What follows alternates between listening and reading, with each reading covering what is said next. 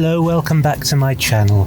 If you're new around here, my name's Kit, and this is my car. Thank you very much for joining me. In this special episode, I'm going to be doing an all-night challenge. Yes, that's right. I'm driving to a remote location somewhere just about as scary as anywhere I've ever been. I discovered it a little while back, and frankly, I've been terrified of the idea of returning to this place. The reason I find this place so scary is that it reminds me very much of the railway tracks at the beginning of Silver Bullet, the movie adaptation of the Stephen King novel. So it's kind of out of the way. It's very deserted. It's surrounded by wilderness. It's far from... Oh, God, I'm scared already. It's far from civilization. It's far from rescue. And as you know, if you've watched my previous video... As you know, if you've watched my previous video that I shot at night in a scary place, I'm genuinely terrified of werewolves. That's not something I make up just for the purposes of giving you some cheap thrills. I genuinely fear werewolves, and tonight is a very werewolfy sort of night. So as soon as I arrive at this place, I'm going to park up in a lay-by that I've seen. It's a very small lay-by, and it's just about the only place that I can put the car and myself, where I will then proceed to lock the doors and read a book. Yes, that's right, this is BookTube, so I will be reading on this episode. It's an all-night challenge. I've got to stay in this scary place all night and read the scariest book I could find on the internet in 5 minutes after coming up with the idea. I can't remember the title of the book now, so I'll put it up on the screen, and I will probably tell you all about it when I get to that part, when I arrive at the place. I should probably also point out that, as you can see, I'm modelling the flashlight of fearlessness, and I'm also, as you can't see, completely naked from the waist down. So I'm also modelling the buttocks of bravery.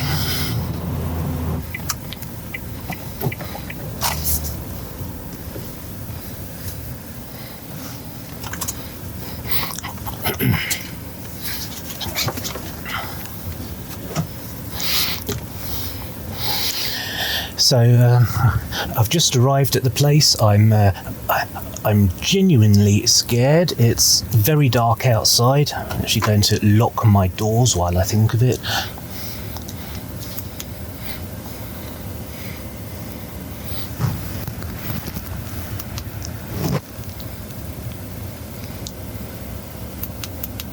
Yes, it's all very scary, just as I suspected.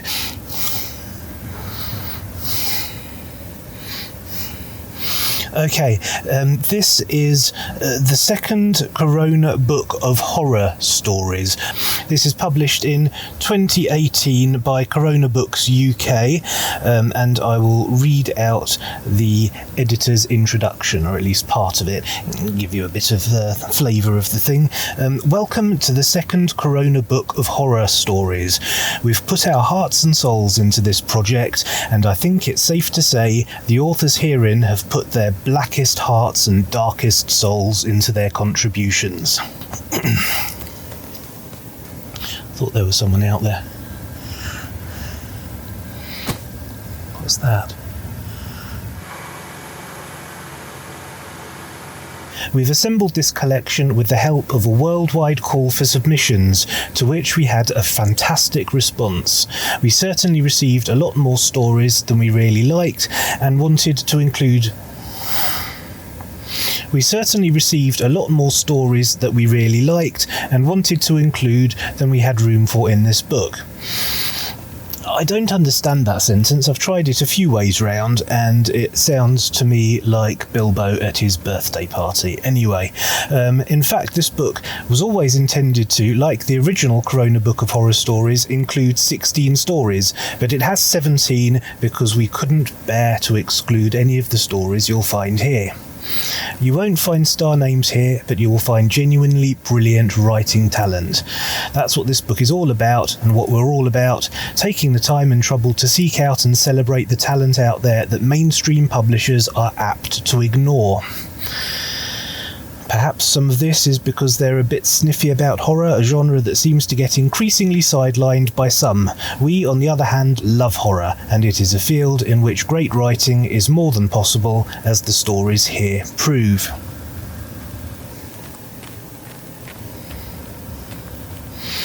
Okay, I'm frightened to read out any more, because I'm hearing noises outside. So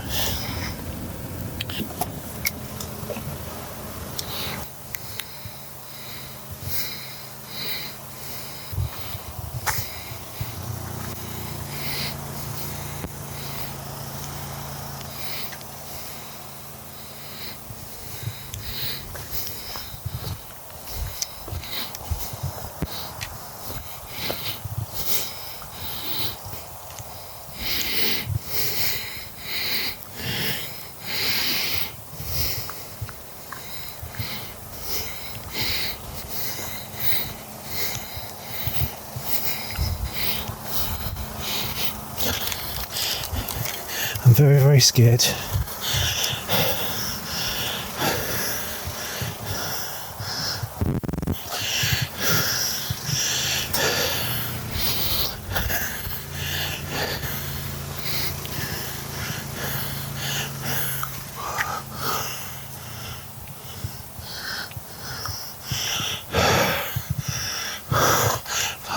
I'm hearing things.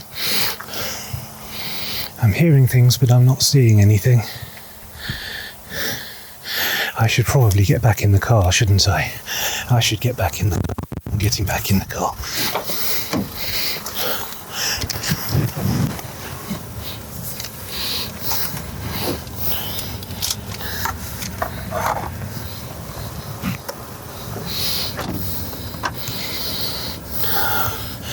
Damn it, do I turn this thing off? Okay, so I'm back in the car. Okay, so what I'm going to do is I'm going to read as much of this horror book as I can. Theoretically, this is an all-night challenge, so I've got to stay here all night and try and finish the book. But if I can't, I'm certainly going to read as much of it as I can. And then I will report back to you, hopefully from the safety of my house, if I finish the book. That's the plan. I'm going to turn this light off.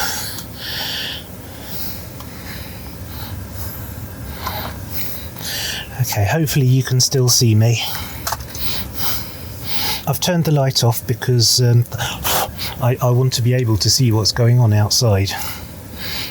Doesn't mean I actually can see what's going on outside.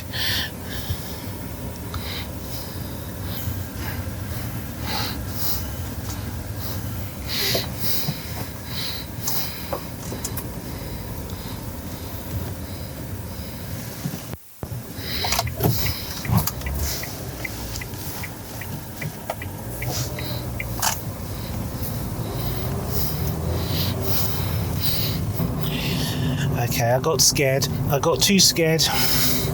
I'll admit it, I got scared. I ran away in terror. I'm still running away. I didn't like it there. There was something watching me. I could feel something watching me.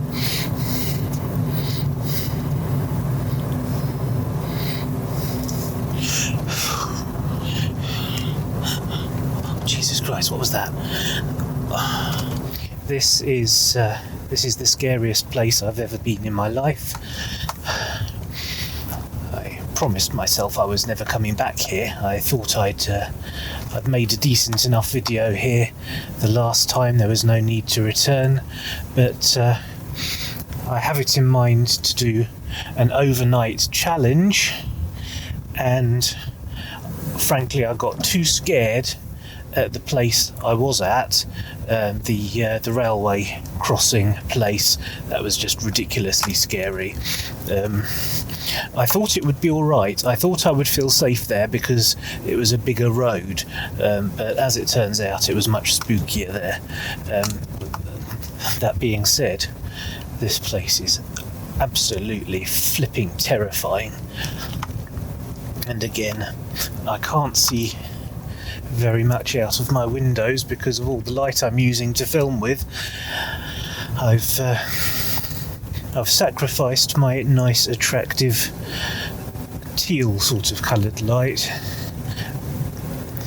It was good for effect, but it was making it far too difficult to see.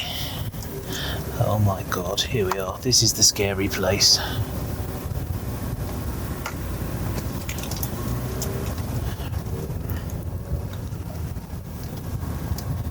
My doors are locked, by the way. My doors are locked electronically from the inside. Oh my god. Okay, so once again, oh Jesus. I have some protection. I have this steering lock. It's really heavy.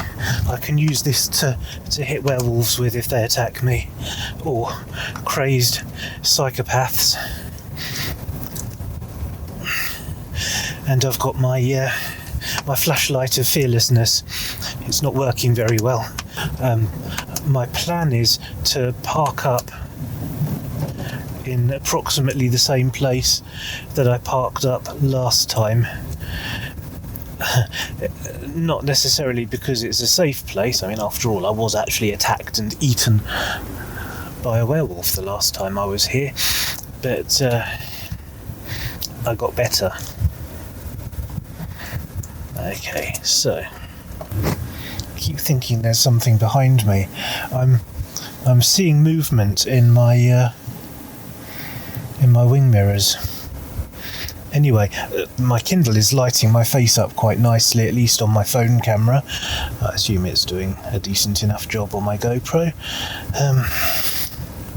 Okay, so the first story in this book. And I'm on the first story, Mr. Cruel, by Philip Drake. And the time is 2:20 a.m. 2:20 a.m.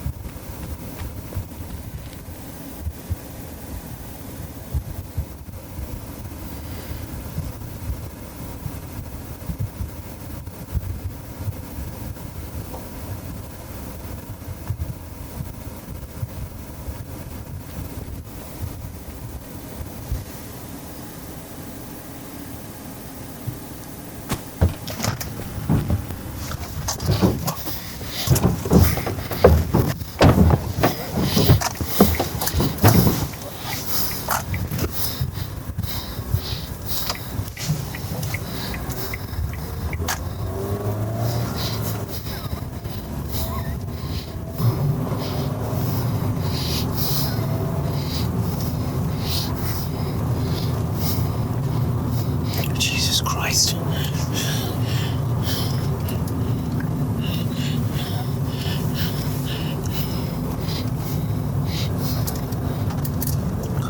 Jesus. Fucking hell.